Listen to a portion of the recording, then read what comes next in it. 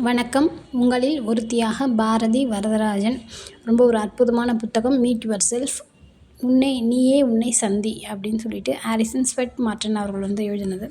இன்றைக்கி என்ன அப்படின்னு சொல்லிட்டு பார்த்தீங்கன்னா, ஹெட்டிங்கு கதவை மூட கற்றுக்கொள் அப்படின்னு சொல்லிட்டு நம்மளோட ஆத்தர் ஸ்டார்ட் பண்ணுறாரு.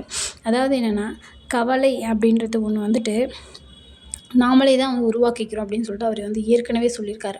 ஸோ அந்த கவலை முன்னாடி நம்ம எடுத்த முடிவாகவும் இருக்கலாம், இல்லை அடுத்து நம்ம எடுக்க போகிற முடிவுக்காகவும் இருக்கலாம். ஸோ எதுவானா இருக்கட்டும், தயவு செஞ்சு மூடிடுங்க, அது தேவையே இல்லை அப்படின்னு சொல்லிட்டு நம்மளோட ஆத்தர் சொல்கிறாங்க. அதாவது நல்ல முடிவாக இருக்குது அப்படின்னா, அதுக்கு கடவுளுக்கு நன்றி சொல்லிவிட்டு, இவ்வளோ பெரிய ஞானத்தை எனக்கு கொடுத்துருக்க, ஸோ அதுக்காக நன்றி அப்படின்னு சொல்லிட்டு, தவறான முடிவாக அப்படி இருக்குதுன்னு சொன்னால், அது நம்மளோட அனுபவம் அது இல்லையா? நம்ம அதுலேருந்து புதுசாக ஒரு விஷயத்தை நம்ம கற்றுக்க போகிறோம் அப்படின்னு சொல்லிட்டு ஆரம்பிங்க.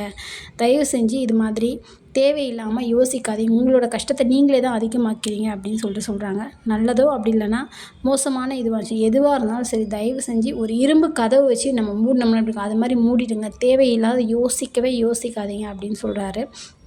அதாவது அவரோட சின்ன வயசில் ஒரு லேடியை அவர் பார்க்குறாரு, பார்த்து வளர்கிறாரு. அவங்க என்னென்னு பார்த்தீங்கன்னா, ஏதோ இதுவானவங்க மென்டலி. அவங்க கட்டிலுக்கு அவங்க படுத்திருக்க கட்டிலுக்கு கீழே திருடன் இருக்கான்னு சொல்லிக்கிட்டே இருப்பாங்க. என்ன ஆகுதுன்னு பார்த்தீங்கன்னா, ஒரு ஸ்டேஜில் அப்படி ஒருத்தன் இல்லவே இன்கேஸ் யோசிச்சு பாருங்கள், இன்கேஸ் அப்படி இருந்தால் அவங்களோட மனநிலைமை எப்படி இருந்திருக்கும்?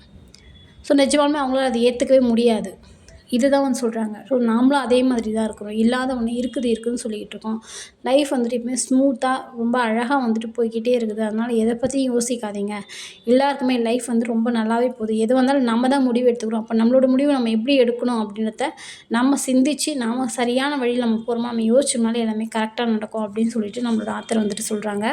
அதாவது ஒரு வெள்ளை காகிதத்தில் ஒரு நார்மல் ஒரு பேப்பரில் நமக்கு இதுக்கு முன்னாடி நடந்ததும், இதுக்கப்புறம் நமக்கு என்னென்ன நடக்க போகுது அப்படின்றத நம்ம எழுதி வச்சுக்கணும். எப்பவுமே நடக்க போகிற விஷயம் அதிகமாகவே இருக்கும். அது நம்ம எழுதி வச்சுக்கிட்டு, நம்ம கண்ணில் படுற மாதிரி தூங்குறதுக்கு முன்னாடி அதை எடுத்து ஒன்ஸ் அழகாக உட்காந்து அமைதியாக அதை படிச்சுட்டு நம்ம படுத்தோம்னாலே டீப் ஸ்லீப் நம்ம போகலாம்.